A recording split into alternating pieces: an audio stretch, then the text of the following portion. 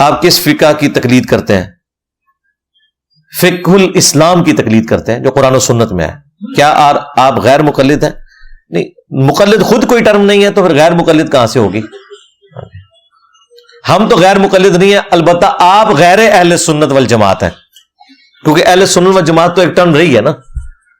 تو اس لیے ہمارے استاد شیخ زبیر عزیز صاحب نا, جو دیوبند اور بریلویوں کو نا لکھتے تھے, مقلد نہیں لکھتے تھے, اعلی تقلید لکھتے تھے وہ, یا پھر لکھتے تھے ایک غیر اہل حدیث عالم, ایک غیر اہل سنت عالم. وہ جان بوجھ کے زبان استعمال کرتے تھے کہ اہل حدیث, اصحاب الحدیث, اہل سنت, یہ تو وہ ٹرم ہے جو ائمہ نے استعمال کی ہیں, تو تم ان کے غیر ہوئے ہوئے ہو. تو مقلد تو کوئی ٹرم ہی نہیں ہے, تو ہم غیر مقلد کہاں سے ہوئے؟ مقلد خود کوئی ٹرم نہیں ہے.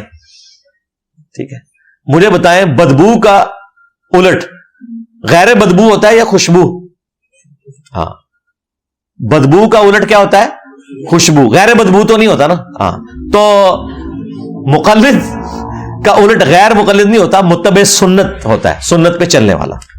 ٹھیک ہے, اور رام ہے لو سامو.